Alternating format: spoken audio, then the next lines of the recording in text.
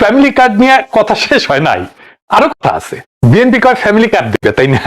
আর মাঠে যায় কয় তাদের কর্মীরা এই কার্ড এটিএম এ দিলে টাকা চলে আসবে, টাকা টাকা, খালি টাকা আর টাকা। শুনেন,